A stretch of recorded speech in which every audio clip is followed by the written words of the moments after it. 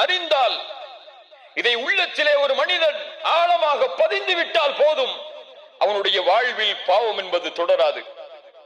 அப்துல்லா இப்னு Umar ரலியல்லாஹு அன்ஹுமா யார் இவர்கள்? அப்துல்லா இப்னு உமர் யார்? உமர் இப்னு கத்தாபுடைய மகனார்.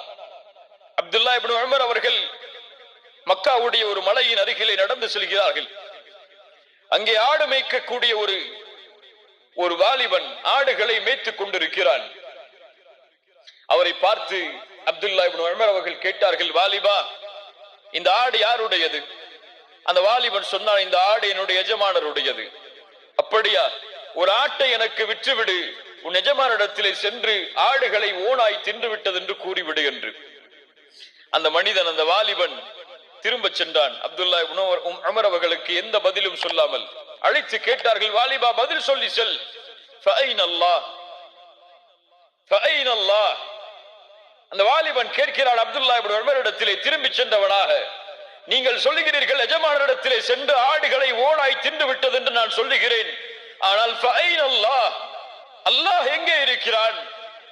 அவன் நாளை மறுமையிலே என்னிடத்திலே இதை குறித்து கேட்டால் நான் என்ன பதில் சொல்வேன்? அப்துல்லா இப்னு உமர் இதை கேட்டவுடன் அழ ஆரம்பிக்கிறார்கள். அந்த வாலிபனை அழைத்துக் கொண்டு அவருடைய எஜமானரிடத்திலே சென்று அவரை விலை பேசி அந்த காசை கொடுத்து அவரை விடுதலை செய்கிறார்கள். கண்ணியத்துக்குரியவர்களே, இந்த ஒரு அச்சம், இந்த பாவத்தை குறித்து நாளை மறுமையில் அல்லாஹ் என்னிடத்திலே விசாரித்தால் நான் என்ன செய்வேன் என்ற ஒரு பயம் உள்ளத்திலே தொற்றிக் கொண்டால் போதும், தௌபாவுடைய பாதையில் அவன் நடக்க ஆரம்பிப்பான். எப்போது இந்த பயம் இல்லையோ, எப்போது இந்த உணர்வு இல்லையோ, அவனுடைய உள்ளம் செத்து மடிந்து விட்டது.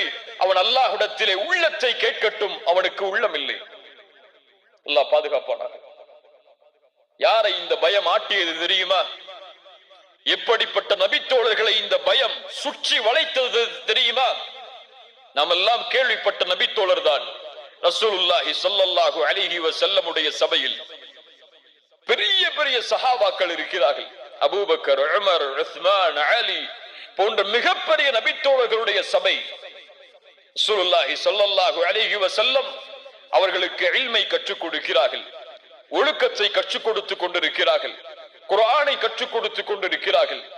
அந்த நேரத்தில் மிக பணிவோடு, யாரை பற்றிய பயத்தையும் உள்ளத்திலே கொள்ளாமல், யார் இருக்கிறார்கள் இங்கே இல்லை என்ற எண்ணத்தை எல்லாம் சுமக்காமல், ஒரு நபித்தோழர் தன்னை பணிந்தவராக மிக தாழ்வோடு அல்லாஹ்வுடைய தூதர் ஸல்லல்லாஹு அலைஹி வஸல்லம் அவர்களுடைய முன்னால் வந்து நிற்கிறார்கள்.